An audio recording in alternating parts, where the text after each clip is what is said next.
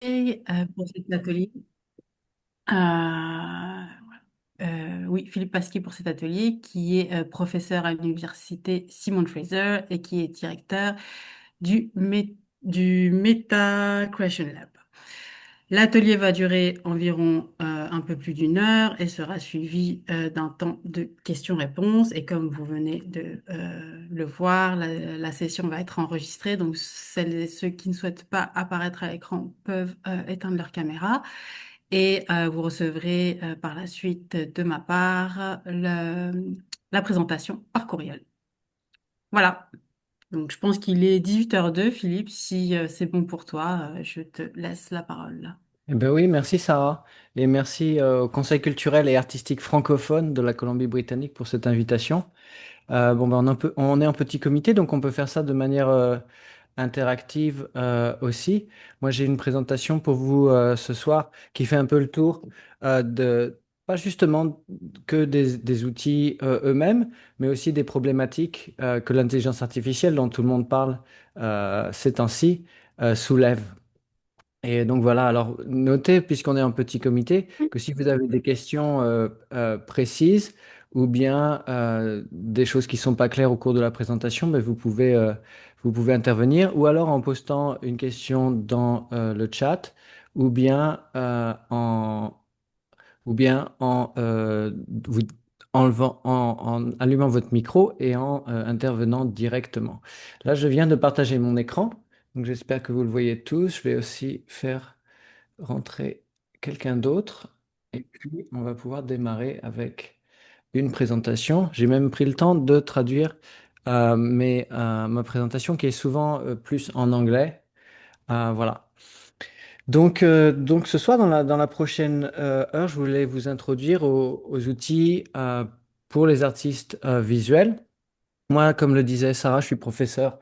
Ça fait depuis 2008 ici à Vancouver, à l'université Simon Fraser, où on enseigne ces pratiques-là. Donc, j'ai un peu une expertise dans ce domaine-là. Alors, quand parle d'intelligence artificielle, on l'utilise souvent au singulier, mais en fin de compte, on dénote des familles d'outils qui sont très différents et il y a une vraie variété d'outils et ça n'a vraiment rien de neuf en fait. C'est pas un super nom, l'intelligence artificielle. Ça a un nom qui réfère un peu à la science-fiction, alors qu'en réalité, c'est juste l'idée d'utiliser un ordinateur pour manipuler de l'information comme un cerveau humain le ferait. Par exemple, si on fait une multiplication à 6 chiffres, et ben, dans la nature, il n'y a que les humains et puis maintenant les machines, les ordinateurs, donc cette intelligence artificielle-là, qui savent faire ça. Et pourtant, la calculette, c'est pas vraiment nouveau et ça n'impressionne plus personne. Donc l'intelligence artificielle, c'est une espèce de front qui bouge d'automatisation de tâches de plus en plus compliquées. Et là, dans les années 80-90, on pouvait automatiser des tâches comme les jeux d'échecs. Vous vous souvenez des jeux d'échecs électroniques qui sont très forts d'ailleurs. Et là, de nos jours, on peut automatiser des tâches de plus en plus compliquées comme conduire des voitures, des avions et s'occuper de plein de dimensions de nos sociétés. Donc ces systèmes-là, ils sont déjà en place. Mais là, dans les dernières années, il y a eu vraiment un déplacement vers des systèmes qui peuvent générer des contenus créatifs.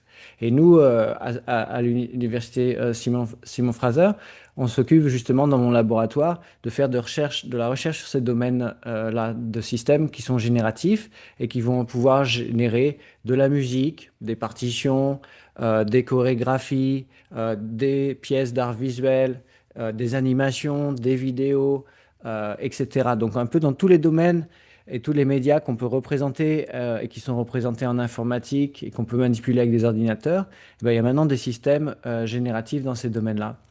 Nous, on fait de la recherche à l'université, mais je ne vais pas vous parler vraiment de ça aujourd'hui. Mais on connaît bien ces systèmes-là, mais on travaille aussi avec l'industrie pour les commercialiser quand c'est possible et quand ils fonctionnent, et avec les artistes. Donc on a une vue un peu globale du phénomène. Et alors, quand on parle d'intelligence artificielle générative et de systèmes génératifs, c'est vraiment des systèmes qui vont pas juste nous recommander du contenu, comme par exemple un moteur de recherche. Un moteur de recherche, c'est un système d'IA que tout le monde utilise. Quand on est sur Internet, on fait une recherche. Le système d'IA va recommander des contenus. des sites web en général sur lesquels on peut aller. Là, avec les systèmes génératifs, on va plutôt faire une demande au système et le système va générer le contenu directement. Donc on passe d'un monde où l'IA nous suggère des contenus, peut-être nous suggère une route pour aller de A à B dans une carte électronique, ou nous suggère des sites web à visiter, des sites internet, ou bien nous suggère des films à regarder ou de la musique à écouter. Là, on est plutôt sur des systèmes qui vont générer le contenu. Et le fait que les systèmes génèrent des contenus directement, ça fait partie de la controverse qui entoure ces systèmes-là. Alors depuis, ça fait 4 5 ans, ces systèmes-là deviennent très très très populaires pour générer toutes sortes de contenus en art visuel. Euh, que ce soit des contenus abstraits ou des contenus concrets, même photographiques. Et donc, il y a toute une avalanche de systèmes qui sont des systèmes qui prennent des prompts et donc un texte en entrée et qui génèrent du contenu pour la plupart. Euh, et alors, ces systèmes-là, ils sont présentés comme nouveaux, essentiellement par l'industrie, qui est essentiellement une industrie américaine.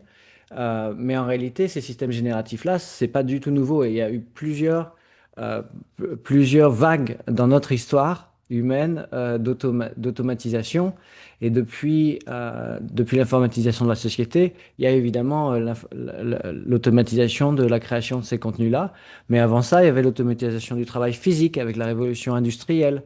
Et là, déjà, il y avait des voix qui s'élevaient contre. Il y avait les travailleurs de la soie, par exemple, en France dans les années 30, qui s'élevaient contre l'arrivée des machines pour les remplacer. Donc, il y avait déjà des peurs à cette époque-là d'être remplacés par des machines. Et on va voir qu'avec les systèmes de génération d'art visuel, il y a ces peurs-là aussi. Alors, les systèmes de prompt, ils sont pas vraiment nouveaux en recherche, mais ils ont été vraiment rendus très, très, très populaires juste dans les dernières années. Euh, et donc, je vais vous donner là des exemples plus récents de systèmes de prompt. Par exemple, j'ai fait en préparation de cet atelier, j'ai généré un poster comme ça. Et là, donc, j'ai été en utilisant le système que mon université nous donne, qui est intégré dans Microsoft, qui s'appelle Copilot dans Microsoft, et qui est en fait une série de modèles contractés à des compagnies américaines pour l'essentiel. Et on peut demander au système, faire une image et créer une affiche pour un atelier. Donc ça, c'est le prompt. C'est c'est le texte que j'entre dans le système.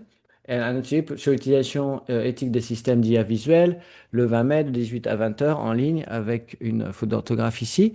Et ça génère un poster comme ça.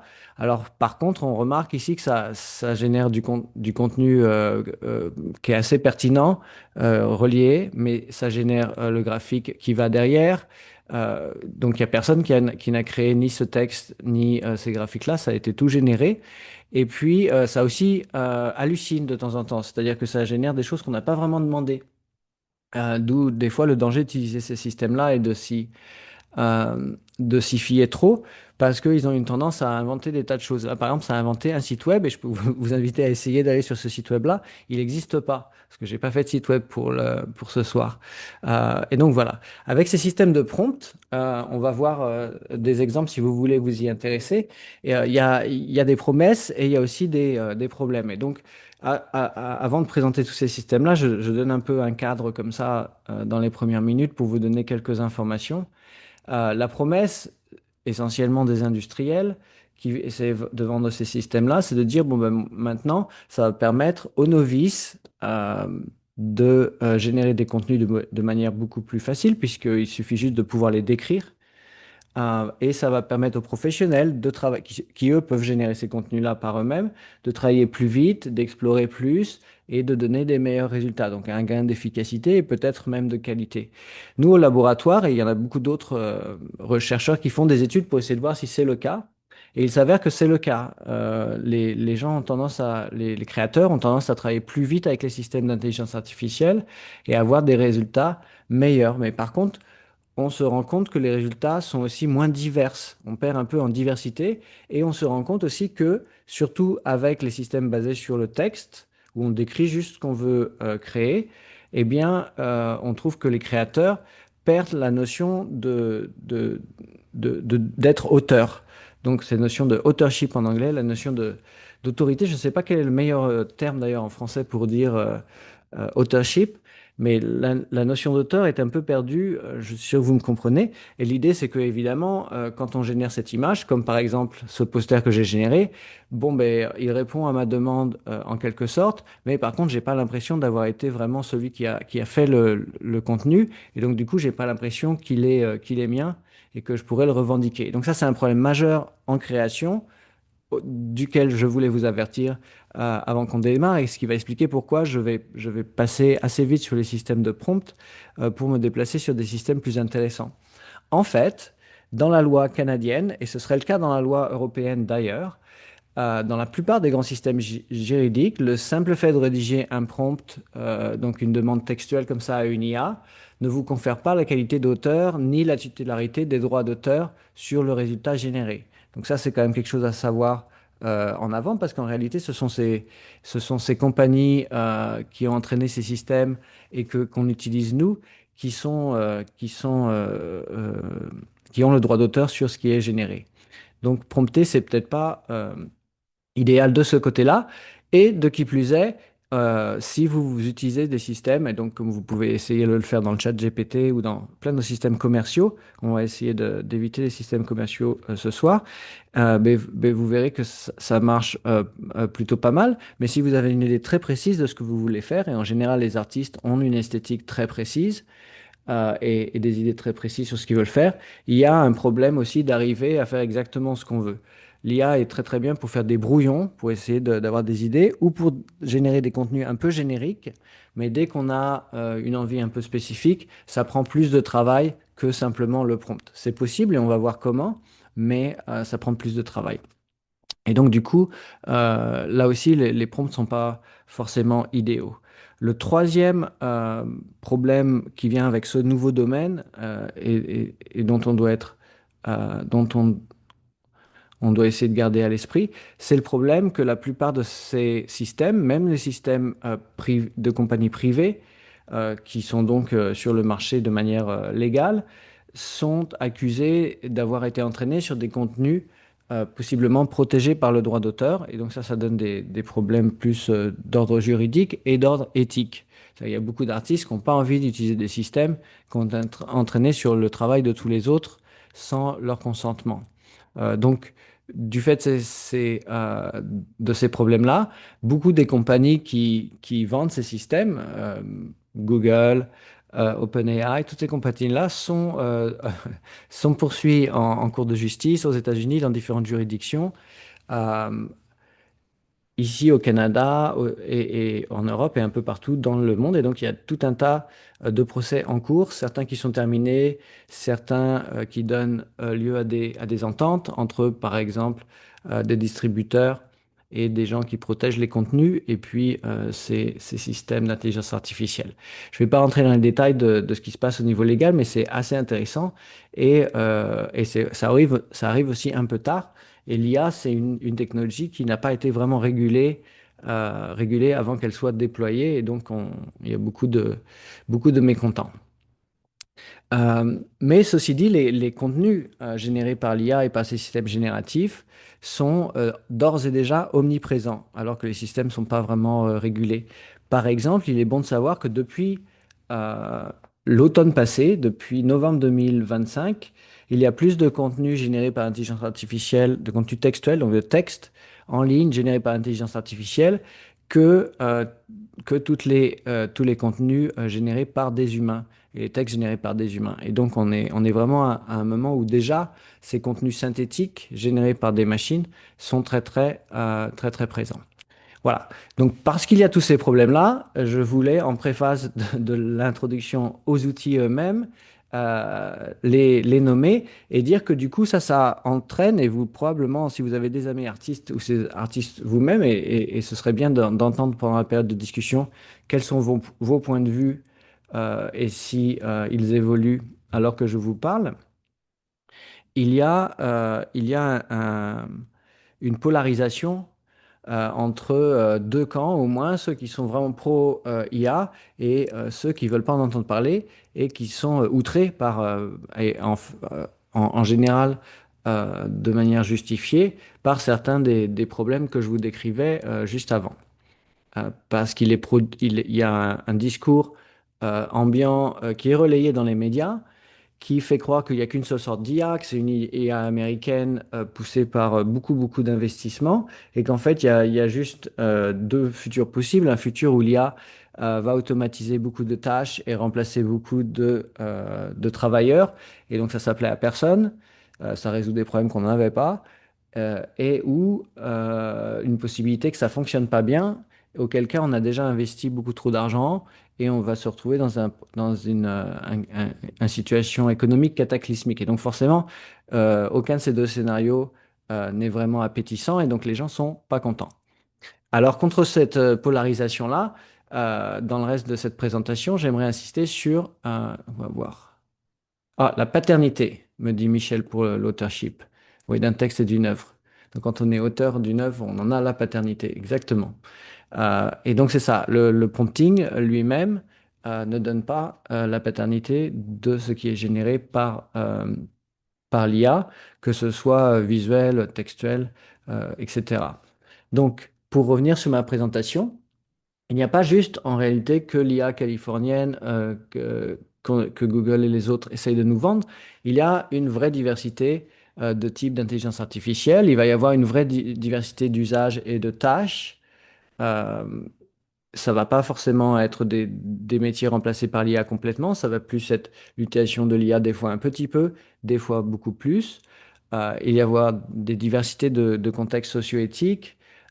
Et là, ce soir, je voulais insister sur l'idée que même s'ils n'ont pas la même visibilité, parce qu'ils n'ont pas les mêmes équipes de marketing des grosses compagnies américaines, il y a beaucoup de logiciels libres qui, donc, par opposition aux produits commerciaux, sont plus faciles à scruter dans leur respect des règles éthiques et qui, pour certains de manière vérifiable, sont entraînés sur des données de droit libre ou des données qui sont disponibles sans que le droit d'auteur des créateurs ne soit enfreint de quelque façon. Donc il y a en fait moyen de faire une utilisation et d'avoir des systèmes génératifs qui soient éthiques et que vous pouvez utiliser sans avoir la peur de vous faire poursuivre en justice, parce que c'est quand même ça le problème. Si on utilise un système qui est questionnable et qu'on a du succès, en gros qu'on vend des pièces d'art, alors on est probablement, on peut être proie à des attaques juridiques. Donc il faut quand même faire très attention. Et puis, il n'y a pas juste le prompting et utiliser le texte comme contrôle de ce qu'on veut générer. Il y a beaucoup d'autres types d'IA et d'interfaces. Et donc, c'est sur cette diversité-là que je voulais insister aujourd'hui en termes de contexte. Alors, les solutions, justement, si on se déplace euh, euh, euh, et qu'on essaye d'éviter les systèmes qui se font traîner en justice par les grosses compagnies américaines, eh bien, il y a différents types de solutions. Il y a certaines compagnies qui ont des pratiques louables ou qui ont des mécanismes pour avoir le consentement des artistes dont ils utilisent les données, en général des images, des photographies de peinture ou des photographies de photographie, euh, et où utilisent des données du domaine public. Il y a le Creative Commons qui est une licence dans laquelle certains artistes décident que cette œuvre-là, n'importe qui peut l'utiliser de manière professionnelle ou pas. Et puis il y a des systèmes de rétribution et d'attribution des œuvres qui sont utilisées dans les sets de données sur lesquels des systèmes sont entraînés. Voilà. Et ce dont je voulais parler aujourd'hui, parce que je pense que c'est intéressant quand on est artiste, c'est la notion de petites données et de conception artisanale de modèles, ce qu'on appelle en anglais le small data et le model crafting. Alors, la plupart des modèles, quand on génère, en fait, on navigue un système d'intelligence artificielle qui a déjà été fait. Et donc, c'est pour ça qu'on dit qu'on le navigue. On peut le naviguer en entrant du texte ou on peut le naviguer en bougeant des paramètres. Mais ce qui est plus intéressant, à notre sens, c'est de pouvoir adapter des modèles à une esthétique plus précise. Et on va voir aujourd'hui comment c'est possible et éventuellement façonner nos propres modèles plutôt que d'utiliser des modèles, surtout s'ils sont entraînés sur les données des autres. Et donc, pour ce qui se passe de naviguer des modèles, il y a différentes options. Vous pouvez, une fois de plus, vous tourner du côté des logiciels vendus par les entreprises. Souvent américaines, comme par exemple Adobe. Et là, il y a de la génération dans Adobe et il s'occupe de rétribuer les artistes correctement. On peut le faire avec le texte ou autrement. Mais il y a des systèmes gratuits. Alors, je nommerai les principaux ici. Il y a GANSpace qui permet de modifier des modèles de génération visuelle de manière graphique, sans programmation, ce qui est aussi important. Il y a Automatic 111 qui permet de faire du prompting sur des systèmes de génération visuelle vraiment génériques et qui sont éthiques en même temps. Et puis, il y a d'autres systèmes qui permettent de programmer ses propres workflows de production et d'aller un peu plus dans les détails. Mais par contre, ils sont beaucoup plus techniques à apprendre et prendraient des formations plus longues. Euh, donc, ici, moi, ce que je recommande pour démarrer, c'est d'essayer quelque chose comme Automatic 111, qui est gratuit, qui vit en ligne et qui permet de rentrer une description. Donc là, par exemple, on demande une petite plante qui sort du sol et ça va faire plusieurs variations de génération d'images, euh, que ce soit photoréaliste comme ici, ou que ce soit pour des illustrations ou des choses comme ça. Et ça va vous donner une bonne idée des possibilités ici. Puisque le prompting ne donne pas la paternité de l'œuvre et ne nous rend pas forcément auteur, beaucoup de ces systèmes-là, les systèmes commerciaux et ou les systèmes de logiciels libres comme celui-ci, vous permettent aussi de démarrer à partir de votre propre image et de votre propre imagerie. Et dans la loi, si on transforme une image qui est une œuvre d'art qui nous appartient, dont on est l'auteur, eh bien, ce qu'on obtient de cette transformation-là, c'est une œuvre d'art dérivative. Et une œuvre d'art dérivative, on va toujours en être l'auteur. Et donc, on garde un peu la paternité de l'œuvre avec ces techniques-là. Et ça permet aussi d'avoir un contenu beaucoup plus spécifique, puisqu'on démarre avec une image qu'on crée. Ça, c'est Comfy UI, qui est beaucoup plus compliqué d'approche, qui permet de programmer des systèmes de génération d'images ou de vidéos plus complexes, ce qui veut dire aussi qu'on aura plus de contrôle. Pour ceux que ça intéresse, dans le détail, ici c'est un tableau qui compare les Automatic 111, et ça je le conseillerais aux débutants absolus, et puis Comfy UI qui est plus avancé et qui est même utilisé beaucoup par les professionnels dans le domaine du film, etc. Donc voilà. Pour ce qui est de la génération, on peut le faire en ligne dans des systèmes de cloud, mais il y a beaucoup d'artistes qui ne sont pas rassurés parce qu'il faut du coup donner ces données à ces serveurs-là. Et il y a beaucoup d'artistes pour lesquels ils ont peur de se faire voler les données ou que les données soient mal utilisées. Et donc, il y a des alternatives pour faire les choses de manière locale, c'est-à-dire sur votre propre ordinateur, sans donner aucune donnée à l'Internet ou en ligne. Euh, mais par contre, il va falloir des ordinateurs un peu puissants, un peu comme les ordinateurs que les jeunes utilisent pour les jeux vidéo, avec des cartes graphiques puissantes pour que ça puisse fonctionner. Donc, il y a vraiment, pour les artistes visuels, c'est ça qu'on a identifié, un problème d'accès, puisque s'ils ont peur des systèmes en ligne qui vont leur voler leurs données et que c'est difficile et que ça coûte cher d'avoir un système chez soi, alors il n'y a pas beaucoup d'options. Voilà. Donc on peut naviguer un système existant ou on peut entraîner son propre système. Et là, c'est pas avec juste une image, ça va être plutôt avec un corpus d'images ou des fichiers vidéo qui vont contenir eux-mêmes beaucoup d'images, évidemment. Et donc ça, c'est la deuxième option, c'est d'entraîner son propre modèle, soit soit depuis le départ, auquel cas il faut beaucoup d'images. Là, il y a un système qui s'appelle Runway ML qui permet de faire ça en ligne, euh, et puis, avec moins d'images, d'adapter un système qui existe. Et puis, ça, c'est possible de le faire de manière open source avec Automatic 111, le système dont je parlais avant, c'est possible. Et par contre, si on veut entraîner de nouveaux types de modèles soi-même, là, par contre, il faut être informaticien et ça devient très compliqué, a priori, si on ne sait pas faire ça.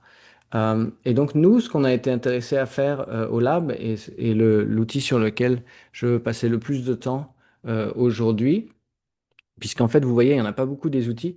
Donc, c'est ou des produits commerciaux ou Automatic 111 qui est assez facile d'accès pour les débutants, ou comme FreeUI qui est plutôt compliqué. Et puis après ça, bah, il faut avoir des équipes hybrides avec des informaticiens qui savent programmer.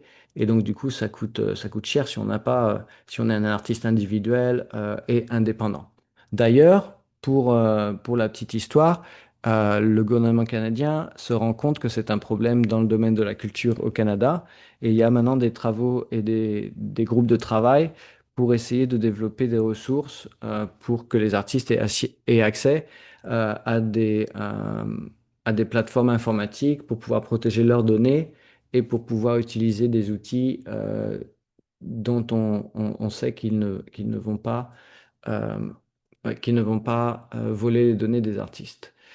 Donc voilà, quand on demande aux artistes, on se rend compte, les artistes visuels, et j'aimerais entendre quand j'ai fini, quand j'aurai fini la présentation, savoir si dans la salle on a des gens qui se reconnaissent ici, ben, ils veulent pas vraiment utiliser un gros modèle entraîné sur les données de tous les autres. Ils veulent pouvoir adapter et façonner leur propre modèle sur leurs propres données, des données qu'ils sélectent, peut-être des photographies d'un sujet particulier ou leurs dessins, leurs peintures, leurs œuvres d'art digitaux ou des digitalisations. Et ils veulent pouvoir faire ça de manière locale, sans apprendre à programmer et sans avoir à devenir informaticien, et pouvoir manipuler l'intelligence artificielle en temps réel pour trouver des bonnes idées et générer des contenus. Et éventuellement, ils voudraient un outil qui soit gratuit. Et donc, il y a déjà de ça 3 4 ans, regardez, et ça n'a pas changé sur le marché, ce qui proposait cet ensemble de prérequis ci, eh ben, on n'a rien trouvé. Donc, du coup, on a fait un outil, et cet outil-là, il s'appelle Autolium. Euh, et c'est donc un système qui permet à tout à chacun, avec une interface graphique comme ceci, d'entraîner leur propre modèle sur leur propre jeu de données avec 20 images jusqu'à quelques dizaines d'images, ou si on les a, quelques centaines d'images ou quelques minutes de vidéo, et de pouvoir entraîner oui, son propre modèle sur ses propres données. Euh, et donc, il y a deux parties dans Autolium. Il y a une partie qui est hors ligne, qui permet de préparer un set de données, puisque dans l'intelligence artificielle, ce qui va se passer, c'est qu'on va donner à un système euh, nos données, et ce système-là, il va entraîner, comme on dit, un modèle. Il va apprendre les types de contenus qui sont dans ces données-là et être capable de reproduire des contenus différents, mais similaires aux contenus que l'on a donné au système. Et donc, c'est ça un peu l'idée de l'IA générative. Et puis, on a quelques autres outils qui viennent avec Autolium. Et le deuxième volet d'Autolium, donc on a ces modules hors ligne et on a un module en ligne qui est en temps réel, qui donc est à l'endroit où on va pouvoir générer des contenus. Et là, on va pouvoir travailler sur différents contenus. Et en fait, je vais pouvoir faire une démonstration à ce moment-là. Pourquoi pas? Voyons voir. Là, je suis sur Zoom. Et je vais partager mon écran sur un autre ordinateur qui a, qui a le système. Voilà. OK.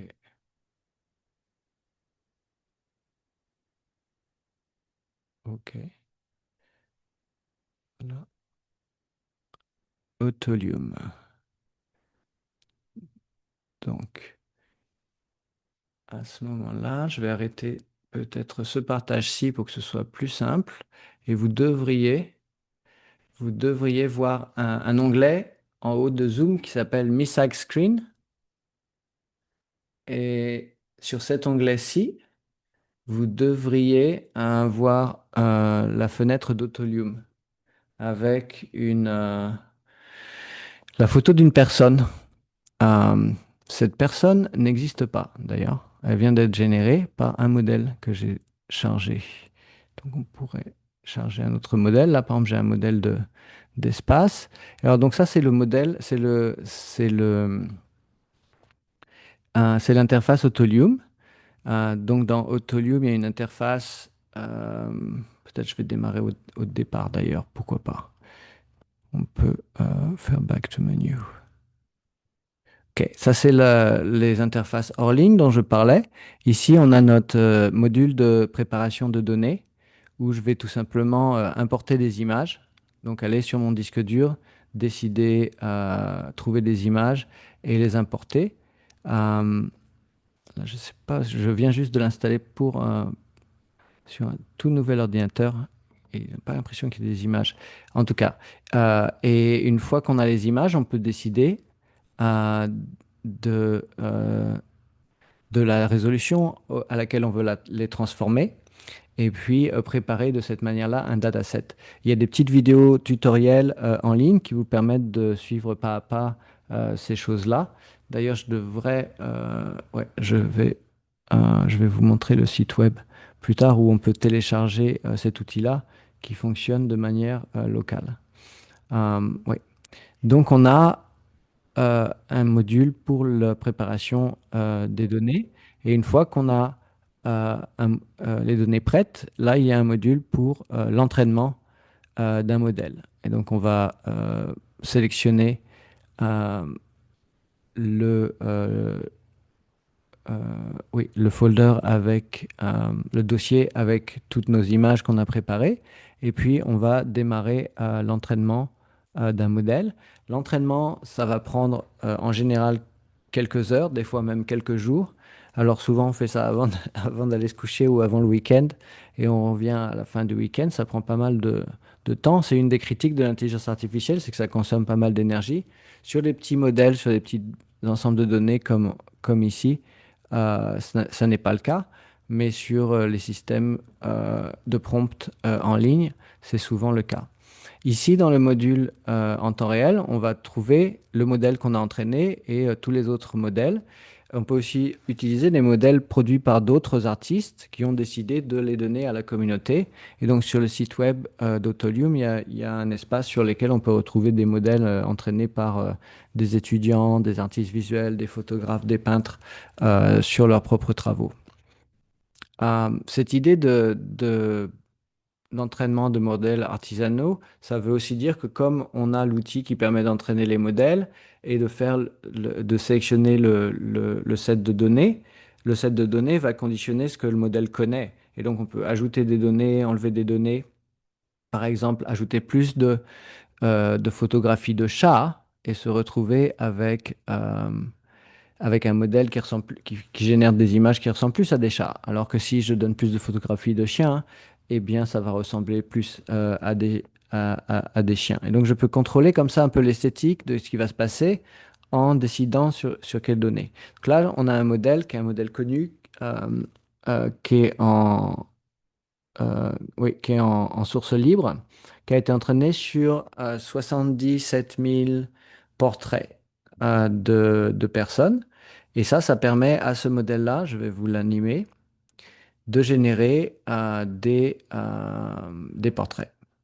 Beaucoup de portraits, assez réalistes pour la plupart. Bon, quand on les fait bouger, ça vraiment, on a l'impression euh, que ça s'anime d'un visage à l'autre. Mais si je vais de l'un à l'autre, voilà, là on se rend compte qu'on a quand même une bonne diversité de portraits, assez photoréalistiques, même si il y a des détails qui sont pas parfaits.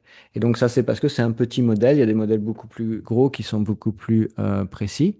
Alors, ce qu'il faut savoir ici, c'est que aucune de ces images ne correspond en fait à aucune des photographies sur lesquelles le modèle lui-même a été entraîné. Ce sont vraiment des images générées. On peut se rapprocher de temps en temps de manière perceptuelle très très proche d'un élément qui était dans le set de données, mais en général, c'est c'est jamais pixel pour pixel une des photos qui était dans le set de données. Donc, c'est ça que je veux dire quand je dis que ces personnes n'existent pas. C'est-à-dire que ce ne sont pas des personnes, des photos de personnes qui existent. Et après, dans Autolium, on a accès donc à cette possibilité de se déplacer dans l'espace latent, qui est un espace continu. C'est pour ça on peut faire comme ça ces transformations en passant d'un visage à l'autre par des centaines de visages intermédiaires.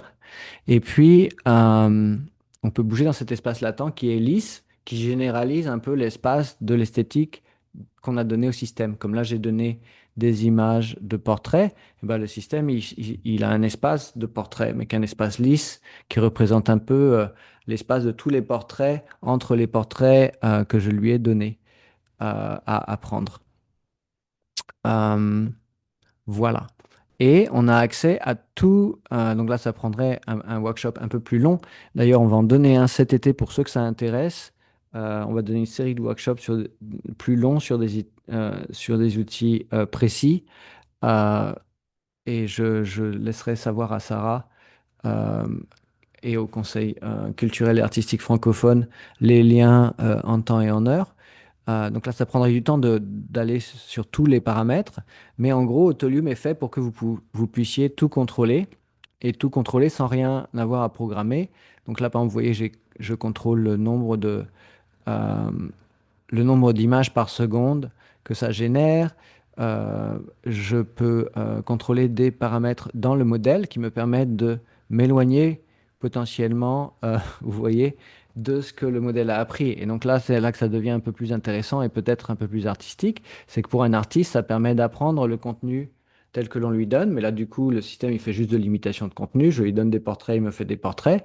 Mais je peux aussi commencer à se faire, à travailler avec cet espace latent que le modèle a appris, cet espace lisse, dans ce cas-là, de tous les portraits, dans lequel je peux naviguer, ouais, je peux le déformer. Et le déformer, ouais, de manière à donner des effets visuels, intéressants ou grotesques. Là, ça va dépendre. Et donc, on peut aller aussi à l'intérieur du modèle et changer les valeurs de, de ce que le modèle a appris et en gros déformer cet espace-là pour pouvoir travailler dessus. Il y a aussi moyen de mixer deux modèles ensemble et de faire, ah, bah, j'ai un modèle qui est plus de peinture abstraite, de couleurs et de visuels abstraits, et un modèle de faces d'animaux, par exemple. Eh bien, peut-être je voudrais quelque chose entre les deux. Euh, voilà. Là, par exemple, ça, c'est un modèle, je crois que ça, c'est Dreamcore, qui a été fait par une artiste, Bing Miao, chinoise sur cette esthétique architecturale euh, un peu nostalgique et intéressante. Donc, elle a pris beaucoup de photos et fait des dessins d'espace. Et là, elle a entraîné un modèle qu'elle utilise dans des installations interactives. Vous voyez une référence à des espaces euh, vides, envahis par des plantes, des choses comme ça. Euh, et puis là encore, bah, voilà, une fois que je suis dans l'espace, je peux voyager, faire des transformations et choses comme ça. Pour les artistes qui sont plus techniques, tous les paramètres de Autolium fonctionnent en temps réel et peuvent tous être manipulés en temps réel. Et donc ça, c'est ce qu'on appelle la manipulation directe, ce qui veut dire que je peux avoir un contrôleur avec des boutons et des choses pour pouvoir voyager dans le modèle. Évidemment, si quelque chose me plaît, je peux sauver une image ou je peux enregistrer le rendu de Autolium en vidéo et après utiliser ces images-là et ces vidéos dans mes travaux visuels.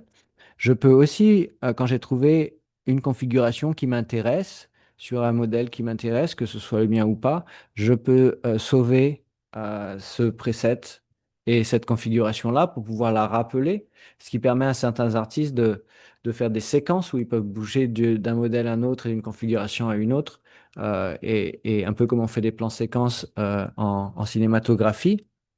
Donc il y a tout un tas de possibilités d'usage ici de l'outil. Voilà. Et puis, si on veut, cet outil aussi, il a une sortie de streaming de la vidéo ou du visuel qui est généré, donc on peut la récupérer dans un autre logiciel pour faire du traitement. Les studios professionnels font ça en général. Donc ça, c'était ma petite démonstration ici de Autolium en fonction. Je vais revenir sur mes slides qui ont dû réapparaître de manière automagique. Donc là, je parlais, oui, c'est ça, de manipulation directe. Donc l'idée, là, par exemple, c'était un étudiant qui a entraîné un modèle sur des peintures abstraites. Et là, on a cet espace latent et les différentes dimensions de cet espace latent, qui est en fait pas vraiment un espace plat, mais un espace avec plein de dimensions. C'est pour ça qu'il y a plus de trois ou quatre potentiomètres. On peut le manipuler et se déplacer dedans pour pouvoir ajuster et trouver quelque chose de précis. Alors, il y a eu pas mal d'œuvres d'art faites avec Autolium, que ce soit de la vidéo ou du travail avec des plasticiens, avec des artistes médiatiques. Erika Lapana-Johnson, par exemple, qui est une artiste en art médiatique qui fait des collages, de la photographie et des peintures abstraites ici à Vancouver. On a entraîné son propre modèle et généré des séries d'œuvres à partir de ce modèle-là. Euh, il y a aussi des œuvres qui sont sur des esthétiques ou des pratiques spécifiques. Par exemple, la calligraphie arabique, de manière intéressante.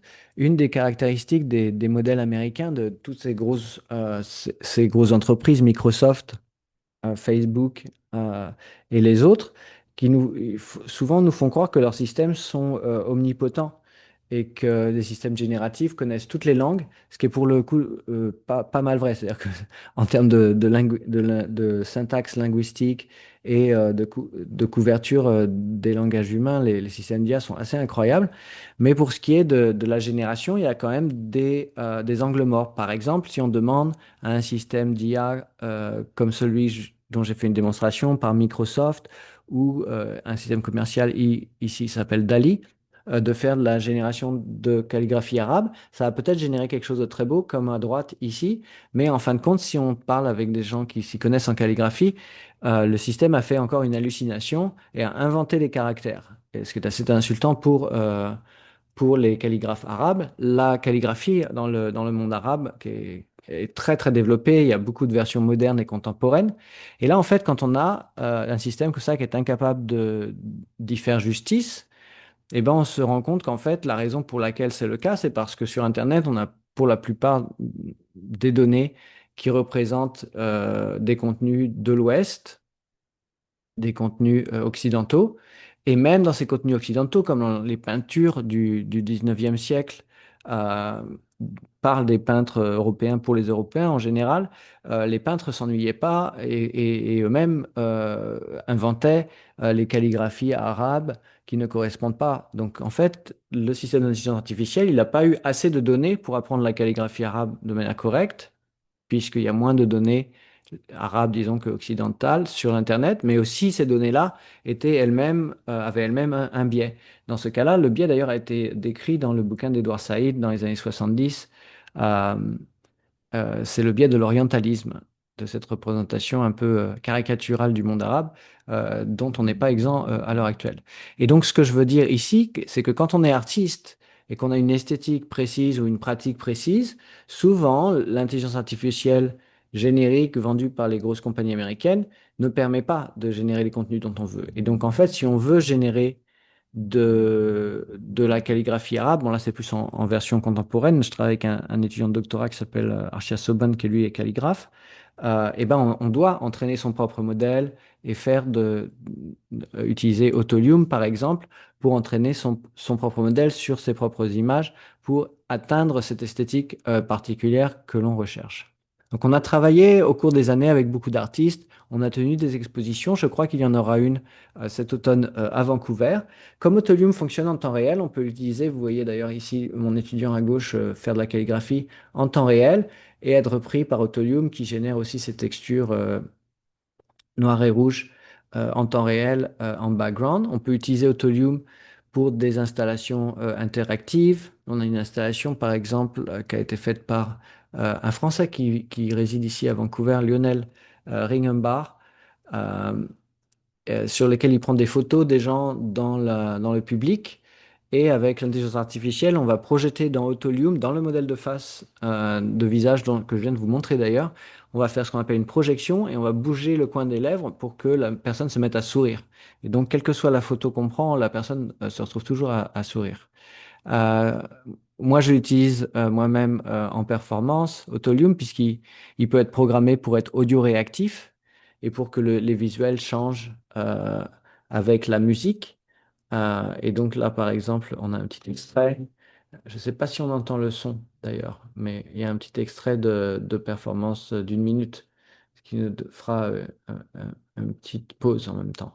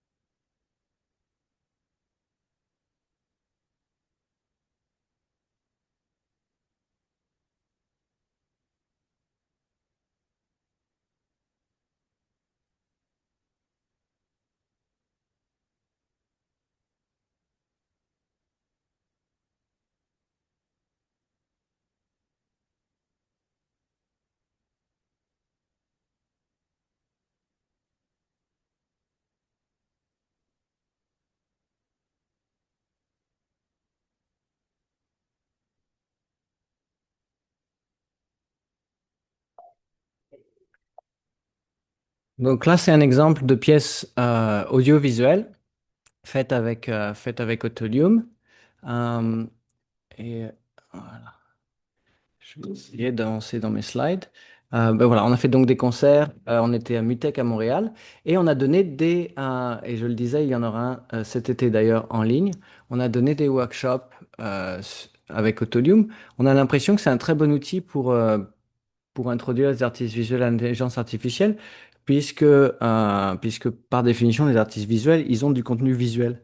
Et que donc là, on peut l'utiliser et que ça permet aussi de s'approprier un peu la chaîne de production de l'intelligence artificielle en version miniaturisée un peu avec le traitement des données, assembler les données, se rendre compte combien de temps ça prend d'entraîner un modèle, se rendre compte que le modèle, il n'est pas super au départ et qu'on est quand même un peu déçu et revenir sur les données, trouver plus de données ou modifier les données, peut-être les données doivent être plus cohérentes, rentraîner un modèle et donc faire un aller-retour comme ça et se rendre compte, une fois qu'on a un modèle qui est chouette, qu'on peut l'utiliser et comment l'utiliser et l'intégrer pour dériver des travaux.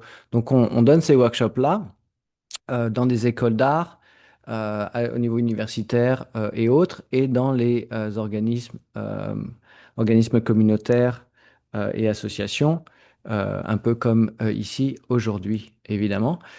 Et on a beaucoup de demandes d'endroits où c'est pas trop qu'ils ont des objections éthiques sur les outils d'IA vendus par les GAFA. Euh, mais surtout sur le dernier problème que j'ai mentionné, c'est ce problème que pour des cultures et des esthétiques moins représentées sur Internet, les gros systèmes d'IA fonctionnent en fait pas vraiment et peut-être même pas du tout. Et que donc cette idée d'entraîner son propre modèle sur ses propres données devient une nécessité pour beaucoup de types de contenus dans des cultures moins occidentales. comme on travaille avec le Pakistan, des universités là-bas, avec la Thaïlande, on a donné des introductions aux Philippines, en Indonésie, dans tout un tas d'endroits. En tout cas, le prochaine série de workshops, ça va être en août cet été. Voilà. Donc là, on va arriver à la fin de la première heure. Euh, Souvent, une question qu'on a, c'est de savoir un peu comment est-ce que ces systèmes fonctionnent. Je pourrais y revenir si ça vous intéresse. Dans le cas de Autolium, c'est un système d'apprentissage automatique qui comporte deux parties, un discriminateur et un générateur, et donc un système qui génère des images. Et au départ, les images sont vraiment très très mauvaises et un autre système qui choisit au hasard une image générée par le générateur ou une image du set de données. Par exemple, vous avez rentré des photos d'un sujet qui vous intéresse et le deuxième système, le discriminateur, il doit décider si une photo donnée qui a été prise au hasard est une photo générée par le générateur. En gros, c'est un faux. C'est un deepfake, mais c'est une photo générée par votre système.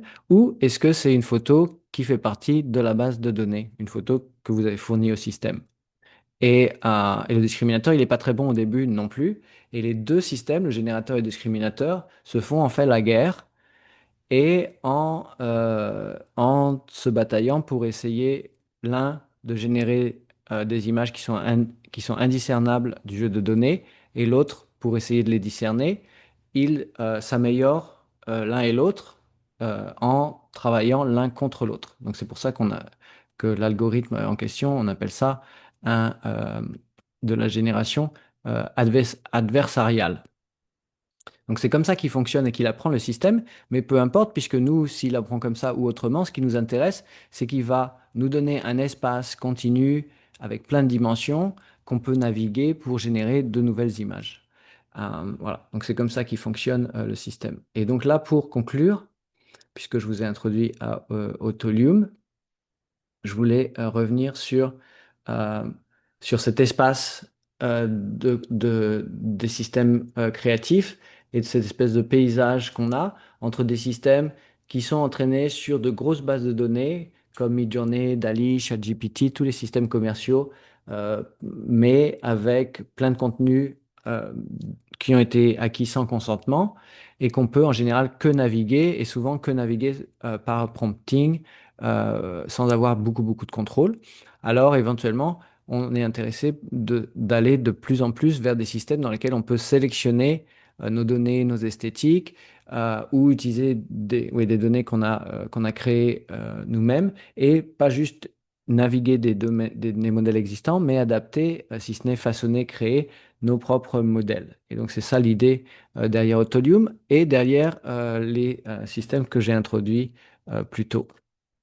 Il y a d'ailleurs au Canada tout un mouvement euh, à Montréal, dans le Canada francophone, euh, au Québec, mais aussi dans le Canada anglophone, sur une idée de se réapproprier les moyens de production en ce qui concerne l'IA en général, de manière plus générale, mais au niveau artistique aussi, avec des demandes pour des logiciels euh, euh, en source libre, comme celui que je vous ai présenté ce soir, comme Autolium, et de l'accès à des facilités informatiques communes. Après tout, l'Internet était supposé d'être l'autoroute de l'information.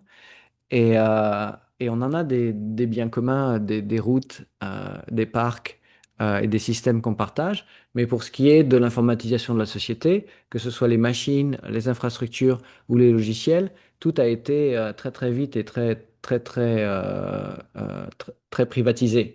Et là, dans le système géopolitique actuel, il y a quand même des débats et des discussions sur le fait que peut-être ce serait pas mal de garder ces outils-là de manière souveraine, si ce n'est pour des raisons, alors moins dans les arts, mais plus dans la défense et dans la recherche, pour des raisons stratégiques et de protection. Voilà. Et donc pour conclure, il y a une coévolution des humains et des outils que nous utilisons, et il y a moyen avec l'IA comme avec beaucoup de ces outils un peu puissants, de les utiliser à mal ou à bien. Et voilà. Et différents outils vont avoir vont offrir différentes opportunités. Donc là, pour conclure, moi, je voulais, avant d'ouvrir la partie interactive ici pour voir un peu si je peux vous aider et répondre à vos questions. Je voulais remercier tous mes étudiants et collègues avec qui on a fait toutes ces recherches au cours des années. Et si vous voulez avoir une introduction plus avancée, je serais bien content de vous envoyer des codes pour vous donner accès gratuit à des cours. Alors, c'est en anglais par contre, mais des cours sur l'art génératif avec, là, c'est plus 25 heures à 50 heures de contenu. Donc, ils vont plus dans les détails avec un historique de ce type d'art, puisque ça fait quand même depuis le début de l'art que l'art génératif existe et que les artistes se sont donné cette opportunité de déléguer certaines de leurs intentions à un système, à une règle, à un agencement conceptuel ou plus récemment à un algorithme, à un programme informatique. Voilà. Et si vous voulez avoir des cours d'université, on ouvre maintenant les cours d'université à tout le monde. Euh, et c'est le même prix pour nos étudiants et pour les gens qui ne sont pas étudiants sur l'intelligence artificielle, puisqu'il y a un vrai besoin euh, de maintenir la population éduquée. Et il y a des vrais manques de ce côté-là. Et donc, on offre à l'Université Simon Fraser, mais c'est un peu vrai dans toutes les institutions, des cours ouverts à tous. En l'occurrence, on a 4 cours ici dans mon école qui couvrent un peu ça en beaucoup plus de détails. Donc voilà, je vais en rester là pour l'instant. Ça fait exactement 1 heure qu'on est ensemble et j'ai été tout seul à parler, donc du coup, ce serait pas mal de vous entendre. Et peut-être même, on aurait peut-être le temps même de faire un tour d'introduction. Peut-être on pourrait commencer par ça, faire un cours d'introduction où chacun peut donner son nom et en une phrase ou deux ce qui les amène ici et s'ils ont une pratique artistique eux-mêmes ou ils sont juste curieux ce soir, ce qui est bien légitime. Peut-être que je peux commencer. Oui, et puis quand vous aurez fini, passez le bâton à quelqu'un d'autre en regardant à la liste de participants. Moi, je vais devoir me sauver parce que j'ai un autre Zoom qui commence dans 2 minutes, mais je voulais vraiment te remercier. C'était super intéressant. Et j'aurais des questions plus spécifiques. Donc, je me demandais si tu pourrais peut-être écrire ton courriel dans le chat. Bien sûr. Ouais. Ok, vous allez me trouver ici. Puis moi, personnellement, je suis plus au côté musique, écriture, poésie. D'ailleurs, on fait une soirée poésie et piano demain soir à l'Alliance française à Vancouver. J'invite tout le monde. Ça va être une super belle soirée. Je serai un des poètes. Je pense que Michel, à qui je vais passer le bâton, va pouvoir vous en parler davantage, mais on pourrait continuer cette conversation-là demain. Mais je dois vraiment me sauver, donc Merci Patrick. merci tout le monde. Salut Patrick. Oui, ben moi je fais de la vidéo et je fais aussi des arts visuels en plus d'écrire et voilà, ça m'intéressait pour ça. Et effectivement, si vous pouvez venir demain, je sais que François peut pas parce qu'il est à Victoria, mais les autres, si vous pouvez venir demain à l'Alliance française à 19h, c'est super. Donc je Hmm. passe le bâton à François. Ton micro, François.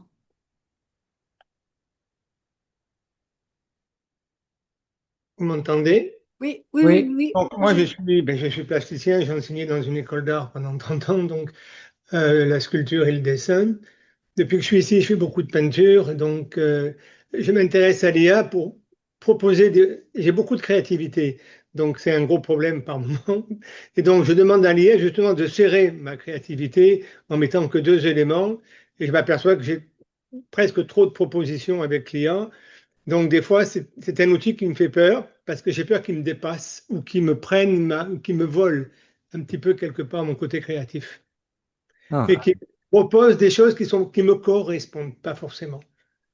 des images qui ne me ressemblent pas dans ma créativité. Alors c'est intéressant, mais à un moment, je me demande si c'est encore moi. Mhm.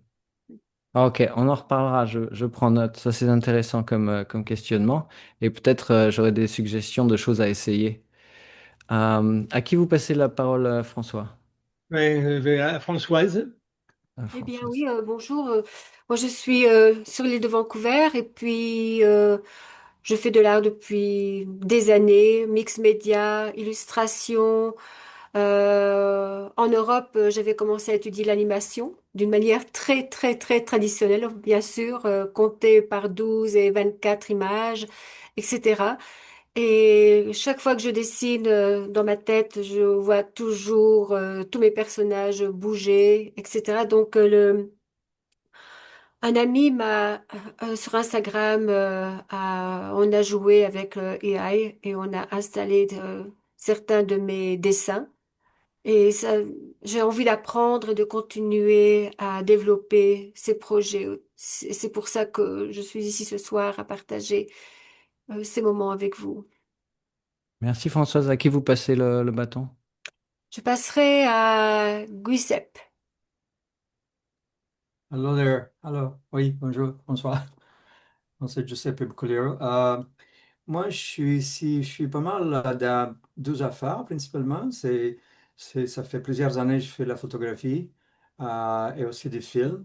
Euh, et depuis longtemps aussi, je faisais un peu de la peinture, du dessin comme ça, ce que je retourne là lentement. Ça fait que les AI, ça me fait peur pas mal encore, là. Même si il existe déjà un petit peu dans Photoshop, par exemple, quand je fais le Photoshop de l'editing, mais je ne suis pas rentré encore trop fort là-dedans.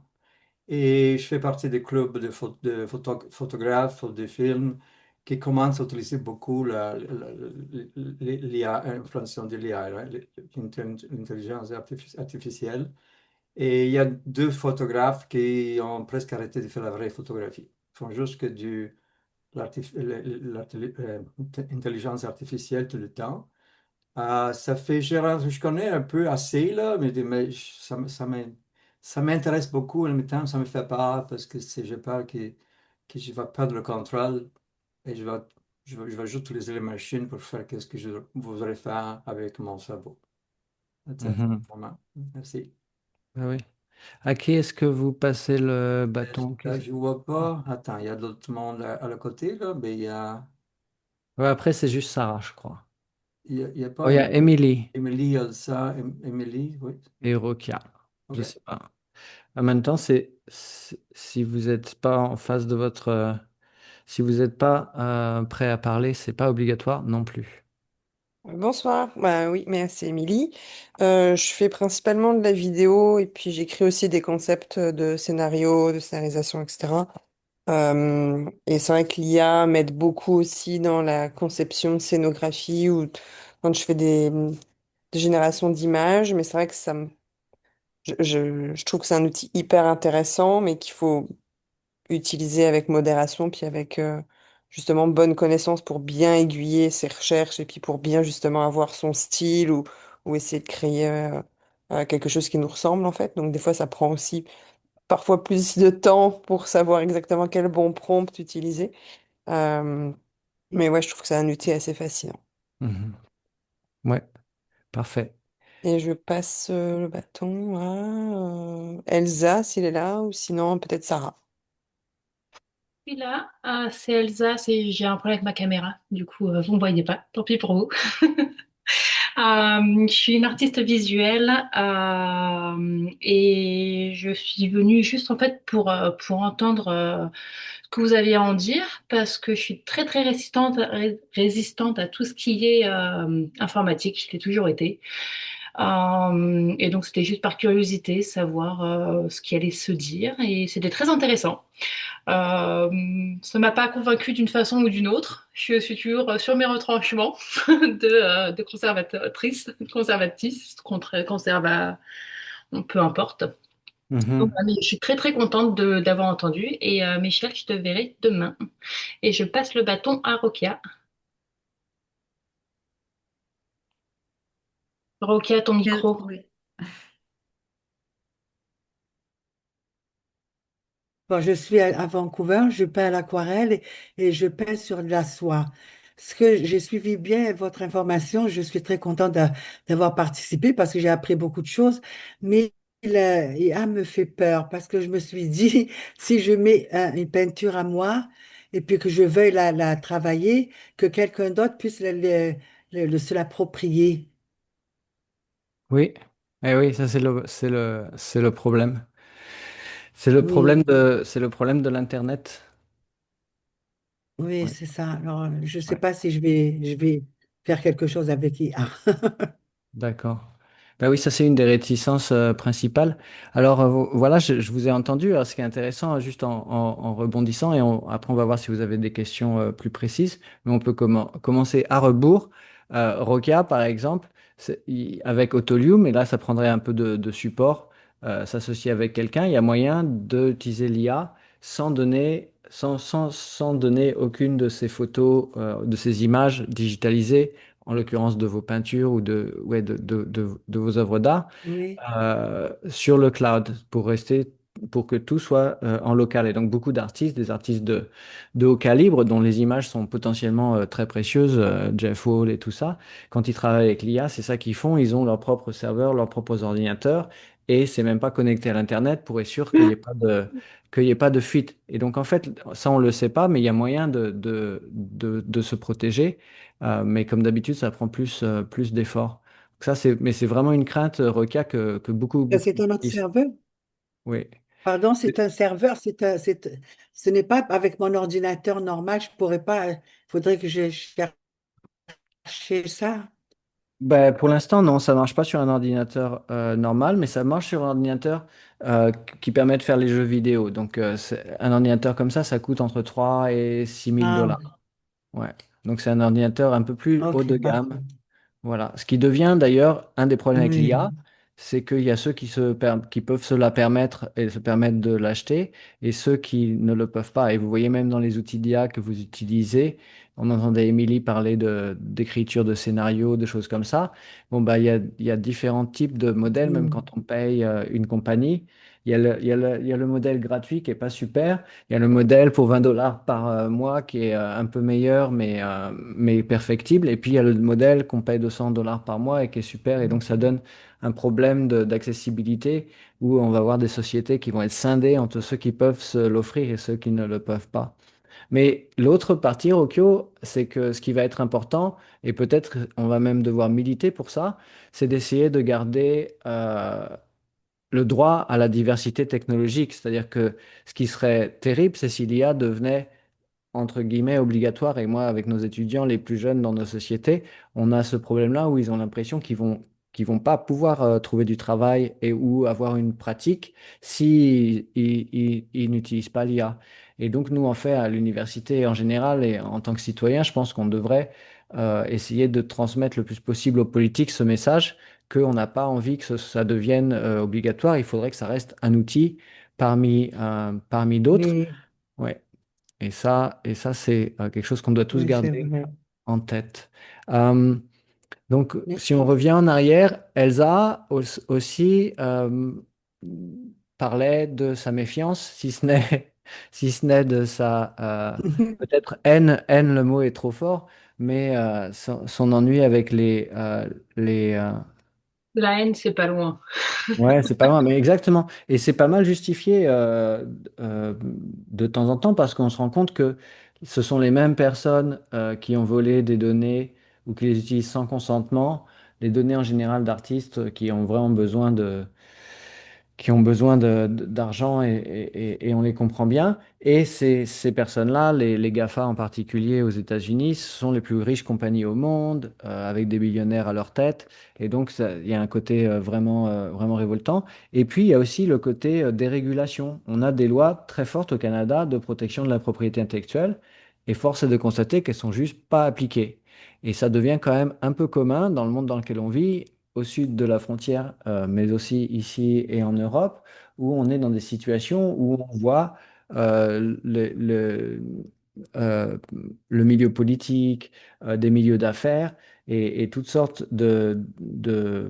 oui, de dérives dans lesquelles les lois sont simplement plus du tout appliquées. Et donc, en fait, moi, quand j'étais à Banff pour le premier sommet sur l'IA et la culture au Canada, où il y avait toutes les unions d'artistes canadiennes qui n'étaient pas contentes, les gens qui font de la doublure de voix, les gens qui font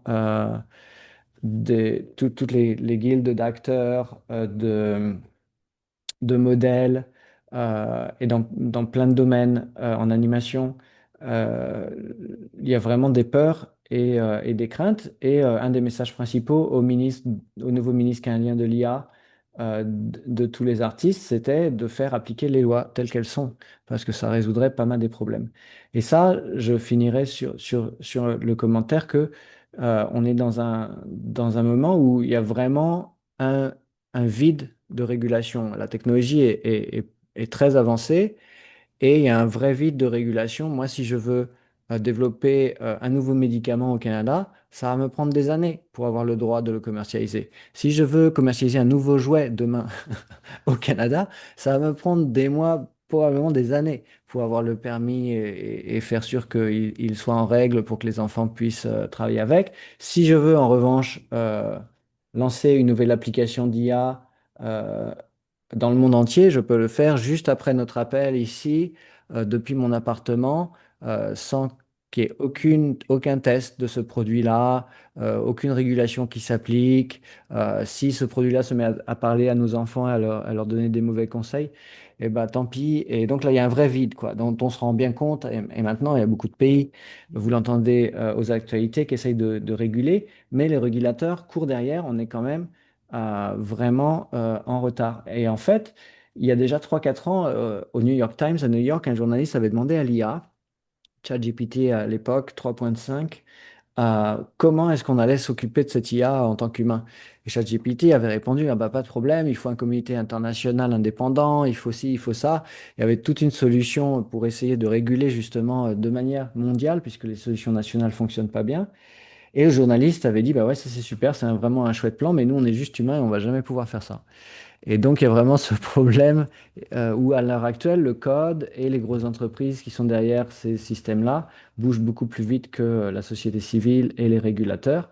Et moi je pense que de cette façon-là, Elsa, la peur et la réticence est très justifiée parce que personne n'a envie qu'un produit qui soit pas testé, pas régulé, qui peut être utilisé à bien ou à mal et qui est très très puissant, soit lâché comme ça dans le monde sans qu'on en parle. Et donc dans ce cadre-là, en tout cas pour certains de ces produits-là, la contestation est plutôt recommandée. Et après, comme j'essayais de le montrer aujourd'hui, sans vouloir changer l'attitude de quiconque, il y a de la diversité dans l'IA et il y a plein de systèmes qui, euh, qui respectent la loi, euh, qui, euh, qui volent personne et qui permettent des pratiques qui sont vraiment différentes de ce qu'on ferait sans l'IA de toute façon et donc qui sont même pas en compétition avec des pratiques humaines. Donc, ce serait ça ma réaction à votre réaction, Elsa. Mais merci pour la curiosité et pour venir aujourd'hui, surtout si vous n'êtes pas, si vous n'êtes pas pro IA, parce qu'un des problèmes qu'on a quand on essaye de dépolariser un peu le débat sur l'IA, c'est que les gens qui sont contre, eh ben, ils vont pas venir à un workshop sur l'IA parce que ça les intéresse pas. Et donc, merci d'être ici. Ben non, merci à vous. C'était justement ma démarche. C'est vraiment, je sais que je suis réticente et je veux savoir si ma peur est. C'est même une question de peur. C'est vraiment une question de réticence bête. Et je voulais savoir si c'est. Je voulais savoir si c'était justifié, si je. Parce qu'en plus, j'aime pas non plus les ordinateurs. J'aime pas tout ce qui est digital. Mhm. Ce qui fait que pour moi, utiliser l'intelligence artificielle, c'est une étape supplémentaire. Mais je me disais peut-être ça a probablement un intérêt pour moi. Je garde l'esprit ouvert. En tout cas, merci beaucoup. Ouais, oui, merci à vous. Bah, super, c'est comme ça, il faut garder l'esprit ouvert. Euh, Et sinon, on a entendu Émilie. Donc, Émilie, c'est intéressant. Vous utilisez déjà l'intelligence artificielle dans votre pratique. Est-ce qu'il y en a d'autres dans la salle qui ont déjà utilisé dans leur propre pratique artistique, que ce soit pour l'idéation, discuter avec ChatGPT, ou pour la production, qui ont utilisé l'IA? Et est-ce que vous pouvez nous en dire un peu plus, Émilie? Je crois que c'était Émilie qui parlait d'IA. Bah, moi, je dirais que depuis que j'ai découvert l'IA, ça me fait quand même, encore une fois, là, à aller avec prudence sur certaines choses, puis dans le partage aussi de ce que je communique avec, etc. Mais ça, c'est le gain de temps, en fait. Ouais. C'est le gain de temps, c'est-à-dire que surtout pour du rédactionnel, notamment quand on est sur de l'idéation, de passage de synopsis, de faire des résumés, des choses comme ça, quand on est sur des débuts de Bible, bah, ça aide énormément, en fait, quand même, pour resynthétiser, enfin, pour régénérer le projet de manière... parce que des fois, on va travailler dessus pendant quelques jours, puis on va le laisser reposer pendant 15 jours. Puis... Donc, ça permet quand même d'avoir un suivi, je trouve, qui était un peu plus régulier. Je dis pas que c'est magique, mais ça fait gagner du temps. Puis des fois aussi, je suggère où je pose des questions par rapport à mes personnages ou par rapport à mon intrigue, etc. Et puis ça peut développer des idées que j'aurais pas eues et que j'ai plus envie, par exemple, d'aller piocher dedans, par exemple. Donc, du coup, je me nourris pas de l'IA non plus, mais il y a comme un espèce d'échange qui se crée aussi, ou sur des choses que j'aurais pas pensé, qui me font réfléchir. Ah tiens, je pourrais aller plus loin. Comme, je sais pas, je dirais, il y a 10 ans, il y avait Wikipédia, puis ça permettait de se documenter davantage. Bah, l'IA, ça me permet de générer des idées différentes, en fait. Mhm. Bah oui. Est-ce que vous avez... donc là, dans ce cas-là, ça s'appelle pas entraîner, mais en général, sur les IA textuelles, il y a cette notion de contexte où on peut donner à l'IA, un peu comme on le faisait aujourd'hui pour les arts visuels, quand je disais, ah bah, on peut donner à l'IA nos données pour qu'il apprenne cette esthétique-là. Est-ce que vous avez essayé de donner vos textes, votre corpus de production pour qu'il apprennent votre style et le type de contenu, ce qui permet aussi après ça de demander ah bah qu'est-ce que j'ai manqué ou qu'est-ce que j'ai pas fait, qu'est-ce qui serait adjacent mais différent, des choses un peu plus pointues et ciblées. Est-ce que vous avez essayé des choses comme ça? J'ai créé des espèces, donc à un moment j'étais sur ChatGPT, donc j'avais créé différentes GPT en fonction Mhm. des différents projets que je devais réaliser. Là, je suis basculée sur Claude en forfait payant là. Et il a une overview. Bah, j'ai fait pas un copier-coller de ChatGPT de mes trucs d'avant, mais j'ai fait quand même une base d'historique pour l'importer pour pas recommencer à zéro non plus avec Claude. Euh, Mhm. euh, mais c'est vrai que c'est aussi ça, et c'est pour ça que ça m'intéressait de voir le webinaire de ce soir, c'est que ça prend du temps aussi de tout paramétrer pour gagner du temps par la suite, en fait. Mais je Ouais. pense que c'est nécessaire de justement de savoir exactement comment formuler ou qu'est-ce qu'on attend de lui et de bien le cibler, de le programmer de façon à ce que ça puisse être plus répétitif et gagner plus de temps dans l'avenir. Mais ça, c'est sûr que c'est pas encore quelque chose que j'ai pris le temps de faire. Puis je pense que faudrait que je m'accompagne d'experts en fait pour pouvoir justement arriver à faire la chose correctement pour le paramétrer de façon optimale en fait. Ouais, nous, dans les propositions qu'on fait avec l'université pour le gouvernement, on voudrait qu'il y ait des kiosques, un peu comme exactement ça. Il y aurait des ordinateurs souverains qu'on peut utiliser comme artiste ou comme entrepreneur pour les petites compagnies canadiennes. Les grosses compagnies, en général, ont leurs propres infrastructures. Et pour que ce soit safe et souverain, pour que les données soient protégées, mais aussi avec un kiosque pour que quiconque, vous, par exemple, Émilie, pourrait demander, ah bah tiens, moi, je travaille avec ce type de contenu-là, qu'est-ce qui pourrait me faire évoluer, qu'est-ce qui pourrait me donner d'autres façons de faire. Donc ça, ouais, c'est intéressant. Giuseppe, lui, parlait de perte de contrôle Ah oui, oui, avec, oui, oui. oui, Oui, avec oui, la je le dis quand photographie. même, oui, je suis quand même très curieux. Donc, Et je vois Michel ouais, ça aussi. me fascine. D'ailleurs, j'ai vu des vidéos avec faites par un gars avec Midjourney. Mhm. Holy crap, c'était absolument, comment dire en anglais, insane. C'était tellement magnifique. Alors, j'ai peur parce que des fois, ils sont trop bons. Hmm. Et j'ai peur, c'est pour ça que j'ai peur que je vais me faire facilement, comment dire, avoir comme ça. Je dis, ah. D'ailleurs, en photographie, j'ai perdu un peu le plaisir parce que je commence à avoir trop de photos faites par l'AI et sont tellement incroyables. Des fois, tu ne peux pas savoir si sont vraiment sont faux, sont vrais, là. Il y a Mhm. du monde qui ont même envoyé des photos en Japon. C'était tout AI, l'AI. Et on gagné. Vraiment, le gars a dit non, je m'excuse, je ne prends pas le prix parce que c'est tout faux, là.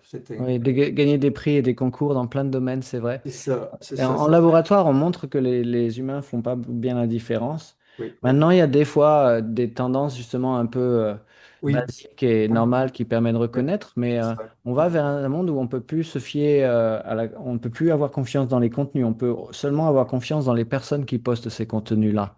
Oui, Donc l'Internet un peu anonyme, ça va être fini très très vite là parce que ça va être un problème. Et après, ça va être d'identifier un peu les gens dont on fait confiance. Par exemple, si je regarde CBC, j'ai confiance qu'ils ne vont pas utiliser de contenu d'IA sans me le dire. Mais pour d'autres, ouais, pour d'autres, c'est plus compliqué. Et ça, c'est des enjeux de société qui vont être compliqués. La perte de contrôle, c'est aussi, quelque chose qui est vraiment voulu dans l'art génératif en général, indépendamment de cette vague-là d'IA, où oui, l'idée de l'art génératif, et c'est pas pour tout le monde, c'est justement une pratique artistique, c'est de donner de déléguer de la décision et du contrôle à une machine ou à un système. Dans l'art génératif, c'est ça de manière. Et donc là, en fait, on a ces systèmes-là qui font ça et on peut déléguer un tout petit peu en donnant notre image et juste changer un tout petit peu. Maintenant, faire un rendu de cette photographie-là comme si elle avait été prise avec un autre appareil photo ou avec une autre type de lentille. Mais le contenu sera exactement le même. Les systèmes sont tellement bons qu'on peut changer comme ça, interchanger. D'un type de caméra à un autre. Donc ça, ce serait un tout petit peu d'IA et le contenu reste intégralement humain jusqu'à des contenus complètement synthétiques. Et donc où là, du coup, on a effectivement plus du tout de contrôle, si ce n'est le prompt. Donc ça, c'est un choix un peu individuel de oui. l'artiste, mais on va vers un monde où il y a de moins en moins de contrôle, puisqu'on développe de plus en plus d'automatisation. Je vois Michel à la main. Un petit affaire, juste un petit seconde là. Oui, La seule chose que j'ai faite, que c'était l'IA, vous dites en français, c'est que moi, je fais partie d'un groupe où on lit des scripts, film script, là, je sais pas c'est quoi en français, là, film Mhm. script. Et en fait, et là, finalement, je suis allé sur chat GT, on dit chat GT, comment ça s'appelle? GPT. Et j'ai donné trois, quatre noms et deux pour me faire un script sur une page où il me sortait quelque chose d'absolument incroyable. Je dis, Seigneur, j'ai plus besoin d'écrire ça. Il va le faire pour moi tout le temps quand j'ai besoin de ça. Ça fait, vous avez compris là? Oui, absolument. Oui, oui. Non, il y a de la peur de C'est l'automatisation. ça, c'était tellement parfait parce que je suis pas assez bon pour écrire, moi. J'ai jamais été bon même dans ma langue. Ça fait, ça me choque un peu. Je dis, Colin, c'est incroyable. En fait, Ouais. c'est ça. Mais Non, merci. c'est un peu choquant les spécialistes, les experts comme moi, informaticiens, moi je suis mathématicien d'entraînement, sont surpris que ça fonctionne aussi bien. Et c'est quelque chose que personne n'avait vraiment anticipé. Et donc on se retrouve là-bas et ça devient des vrais problèmes parce que par exemple nos étudiants et les jeunes, on commence déjà à remarquer qu'ils utilisent beaucoup, probablement beaucoup trop, et avant d'être vraiment formés, ce qui fait qu'en fait, ils vont déléguer leur capacité cognitive à la machine. Et la plupart des jeunes qui l'utilisent trop, au lieu de penser à une réponse Ouais. à la question, leur première C'est pensée, c'est qu'est-ce que je vais demander à la machine pour avoir la réponse. Et donc là, du coup, ça pose des problèmes d'éducation et des problèmes critiques dont on va parler dans les médias, parce qu'encore, c'est un problème de régulation. Michel, qui a eu Oui, les mains en l'air, c'était comme un exercice. j'ai trois choses à dire. La première, est-ce que tu pourrais plus partager ton écran parce que je vois que la moitié des gens et c'est tout petit. Ah oui, je partage encore. Ah, je pensais que Euh, c'est l'autre en- ici. Ensuite, je voulais savoir merci, quand Émilie dit qu'elle se sert pour des scénarios, des trucs comme ça, est-ce que ça veut dire que ces idées qu'elle a mis dans les prompts, ça va se retrouver dans la machine de ChatGPT ou est-ce que ces idées à elle qu'elle a mis dans les prompts va se retrouver propriété de tout le monde? Ah oui, par défaut. La plupart, c'est pas tous. Donc là, il faut regarder dans les fine print c'est toujours le problème de quelle licence on signe quand on démarre un logiciel. Mais en général, maintenant, ça se passe en ligne. Donc la première chose qu'on fait, parce que ça fait très longtemps que vous n'avez pas installé un logiciel sur votre ordinateur, comme là, je parlais d'Autolium. Là, maintenant, tout est en ligne, un peu comme à l'époque du Minitel en France. Et la première étape, c'est de s'identifier. potentiellement donner sa carte bleue, mais ça, c'est sa carte Visa, ça, c'est quelque chose d'autre. Et après, c'est évidemment pour ça, en général, ces systèmes-là peuvent être gratuits. Ils peuvent aussi devenir payants, mais si on les utilise de manière gratuite, la façon dont vous payez la compagnie, c'est votre usage et vos données. Donc, non seulement toutes les données vont être conservées et utilisées, mais aussi tous les usages, c'est-à-dire combien de temps vous avez pris à répondre, Non, mais ça veut dire aussi toutes les idées qu'elle a mis dedans. toutes les idées, toutes les photos, tout. Et par contre, ça va être anonymisé quand c'est de la donnée textuelle. Ça va pas être associé son identité personnelle. Mais si c'est des documents, ça peut quand même se faire. Et d'ailleurs, c'est pour ça que la plupart des compagnies n'autorisent pas d'utiliser ces outils-là, privés, pour le travail. Parce qu'en fait, et c'est déjà arrivé, si Huawei, par exemple, il y a quelques compagnies comme ça où des employés ont donné au système des plans de produits pas encore sortis, super secrets. Et là, tout d'un coup, dans la version d'après du modèle, le modèle connaissait tous les plans de cette compagnie-là, des trucs secrets qui n'étaient pas censés être sortis, des choses comme ça. Et donc, ça a donné lieu à des problèmes, ouais, des problèmes d'espionnage industriel, des choses comme ça. Donc, en réalité, en termes de respect de la vie privée, euh, mais ça, c'est le cas avec vos emails, avec tout ce que vous faites en ligne, en fait. Oui, oui, Tout ce que mais vous faites en d'où ligne. le désir des artistes de vouloir quelque chose de local sur leurs ordinateurs, c'est pour ça que vous avez créé Exactement. Et on n'est pas les seuls. Il y a vraiment un mouvement un peu mondial dans tous les pays. Il y a plein d'artistes justement qui se rendent compte que c'est un problème et qui aussi, à l'inverse, se rendent compte que bah, voilà, si les données, c'est nous, eh ben, on devrait s'approprier ces systèmes-là et décider de comment est-ce que les données sont partagées, comment est-ce qu'on est rémunéré, si on veut être rémunéré, et reprendre un peu possession de cette histoire-là.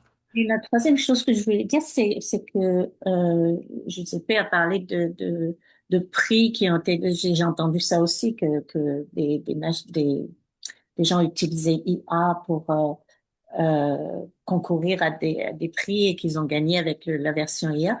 Moi, j'ai essayé, parce que je participe souvent à des concours d'écriture et tout ça, et j'écris ma nouvelle. Ensuite, je donne comme prompt à ChatGPT le thème du concours, l'histoire de ma nouvelle, et il ressort une histoire. Et souvent, c'est très mauvais.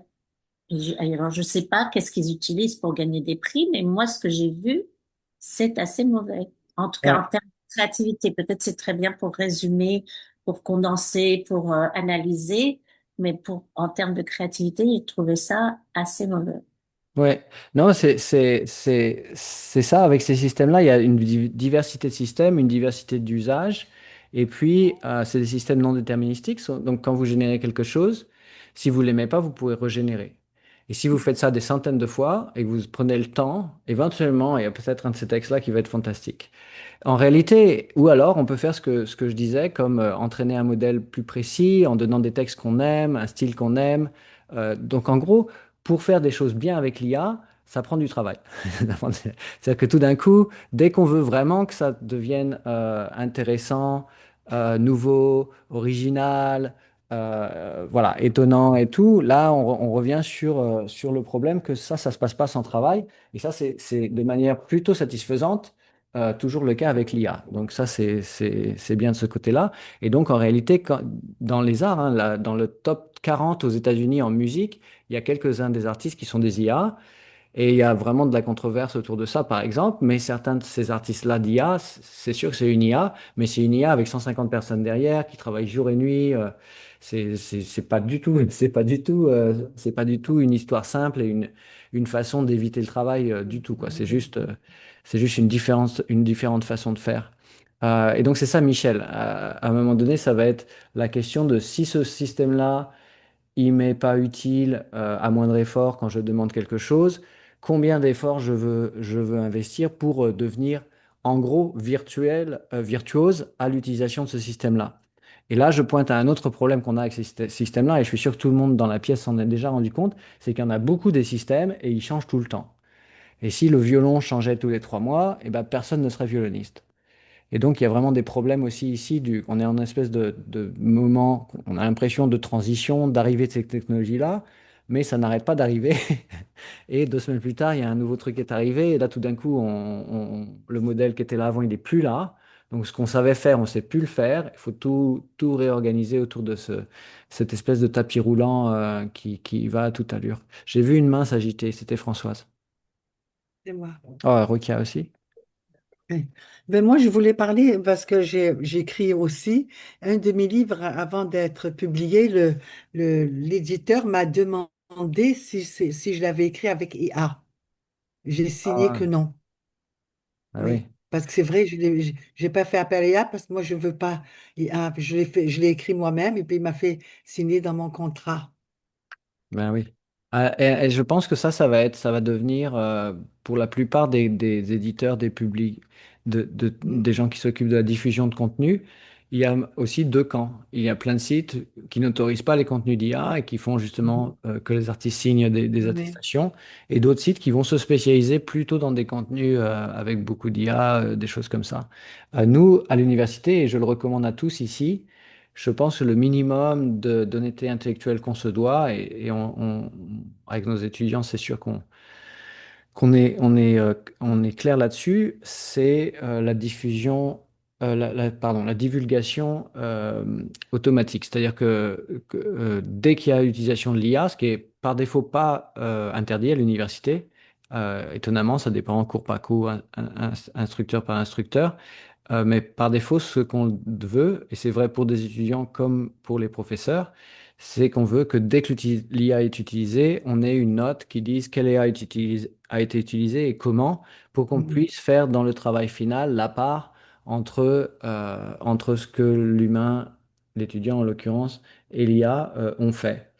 Euh, voilà, parce que justement, il y a différentes utilisations de l'IA et il y a vraiment un gradient entre pas d'IA du tout ou j'utilise l'IA, comme je suis sûr tout le monde le fait ici, pour corriger les fautes d'orthographe de temps en temps. Quand je fais une typo, l'IA me recommande d'ajouter un accent ou de faire quelque chose.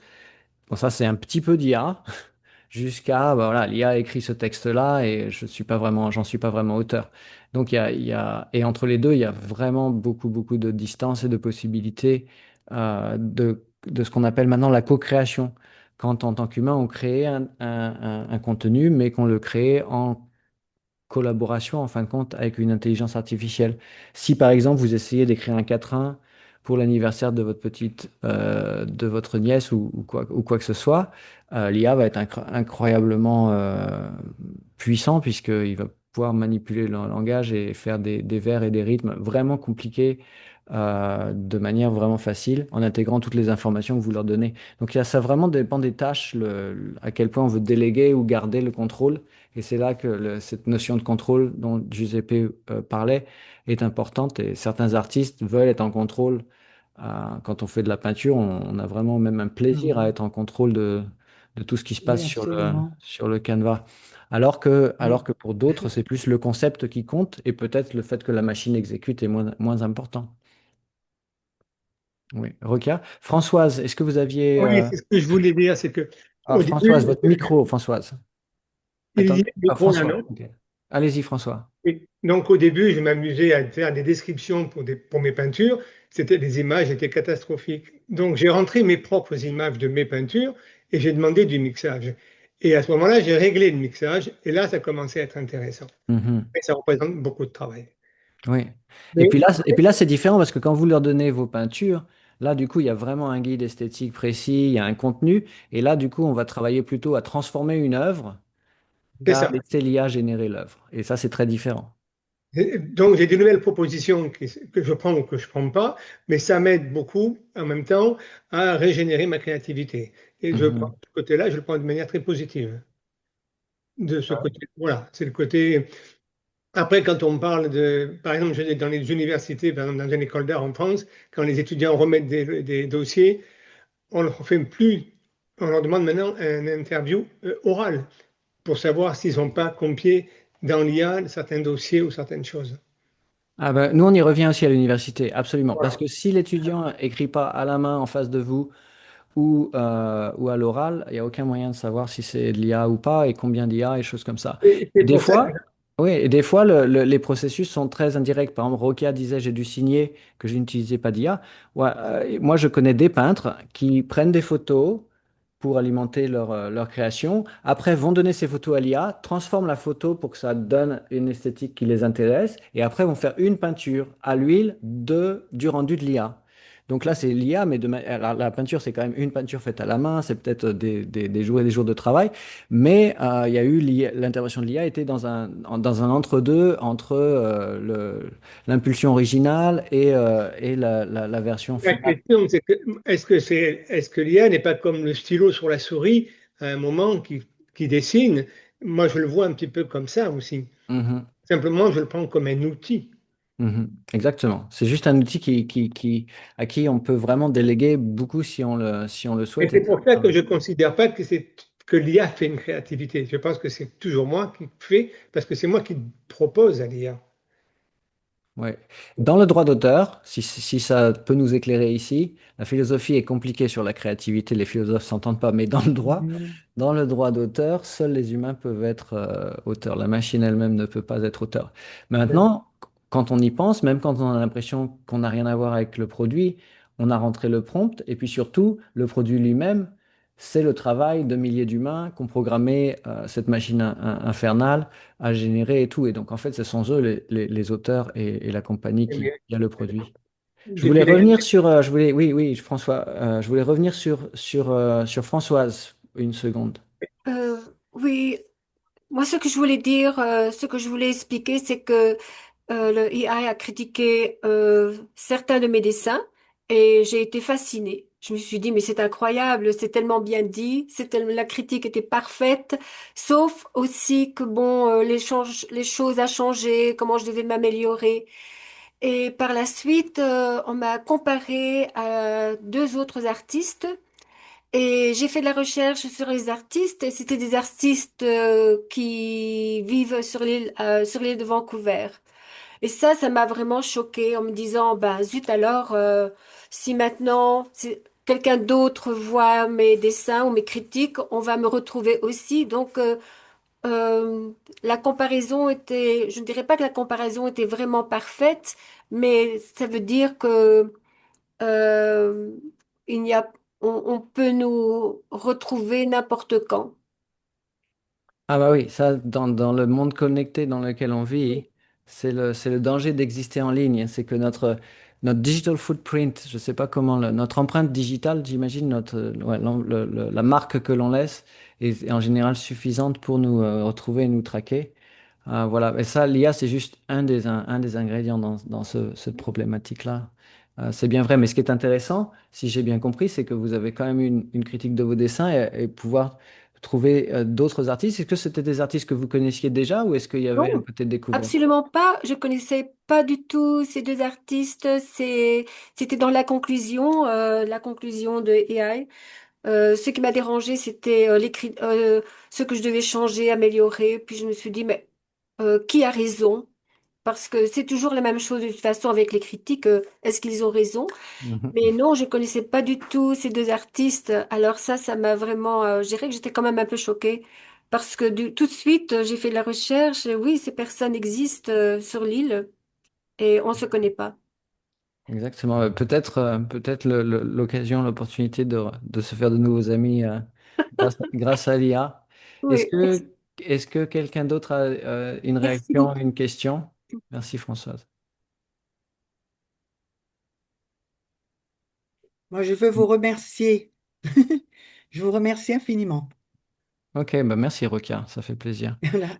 Et Et moi voilà, aussi. Beaucoup, beaucoup. Merci beaucoup. merci.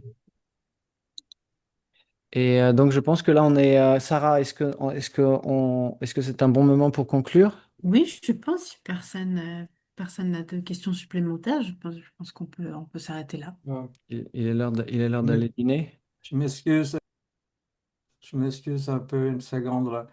La femme qui disait, c'est qui la madame là, qui a parlé la dernière? C'était qui là? C'était C'était Françoise. Françoise. Françoise, oui. Mais je suis curieux, toi, je suis curieux là. Comment je fais, comment elle fait, elle, pour voir dans quel lien on veut pour savoir background, comment dire, feedback de mes affaires, de mes peintures, de mes dessins, comme ça. Y a-t-il un type d'IA qu'il faut aller pour avoir... Non, je ne sais pas. C'était avec un ami qui l'utilise régulièrement pour ses sculptures. Et puis il m'a dit, mais tiens, on va mettre tes dessins et puis on va voir. Donc je suis désolée, je ne peux pas vous dire. Mais Ah, oui, ok. ChatGPT le fait, par exemple. Oui, ChatGPT le oui, fait? Oui. Ok, oui. ok. Vous pouvez prendre le fichier et le donner dans le texte et ça va le uploader et après vous pouvez lui demander des analyses, trouver des œuvres équivalentes, exactement, trouver des artistes ou alors imiter telle critique et écrire une Ah, critique dans le style de cette critique-là. Il y a même des gens qui utilisent maintenant ce type de mécanisme-là pour essayer de voir quel type d'art je devrais faire pour que ce critique-là dans ce journal-là en dise du bien. je comprends. Et je me demande si, Les images que les miennes vont aller online, là, comment dire online, ils vont-tu aller n'importe qui ou... Ah, ça c'est le risque. Dès que vous mettez vos images Ah sur oui, hein. Internet, Ouais, c'est sûr que ça il y a pourrait quelqu'un aller il n'importe y a quelqu'un qui qui. écoute et c'est surveillé. Voilà. Oui, super. Ouais, Ok. Ben, merci beaucoup, hein. ben, Merci. je merci, me Giuseppe. demande si l'IA, elle n'a pas donné les noms des autres artistes sur l'île parce que vous habitez sur l'île et que, parce que c'est quand même bizarre qu'elle Oui, donne deux autres artistes sur l'île. oui, Alors, quand on lui demande à quoi ça ressemble, ben, ça ressemble aussi parce que vous habitez au même endroit. Enfin, ça, c'est aussi l'IA qui est pas si fine que ça finalement parce que elle fait enfin des critiques et des rapprochements avec des choses qui ont rien à voir. Enfin, on s'en fout qu'elles habitent sur l'île aussi, mais pour elles, pour l'IA, c'est peut-être un des critères, c'est elles habitent sur l'île, ce sont des femmes. Mhm. mais Oui, la proximité. très, très différents. Nous étions très différents. Je suis très funky et c'était pas du tout de l'art funky, si je peux le dire comme ça. Mais enfin, c'était quand même intéressant, quoi. Merci beaucoup. Je vous remercie infiniment. Super, merci. Parfait. Eh ben, merci à tous en tout cas pour votre attention ce soir. Attention ininterrompue pendant presque 2 heures.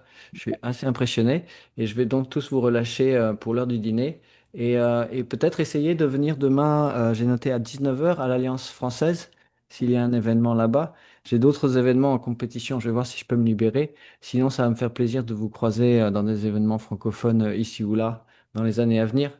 J'ai vu le nom de Michel plusieurs fois, je pense qu'il est actif dans la communauté locale ici artistique et ça me ferait bien plaisir. Donc mon email est dans le chat et donc si vous voulez m'envoyer des liens sur vos réseaux sociaux, des liens vers vos travaux, ça m'intéresse aussi. Merci beaucoup Philippe et merci à tout le monde d'avoir été présent ce soir. Une bonne soirée et peut-être à demain à l'Alliance française. Bah oui, merci. Merci, au Merci, revoir. Merci à tous. bonsoir Bonne là. soirée. Au Bye revoir. bye.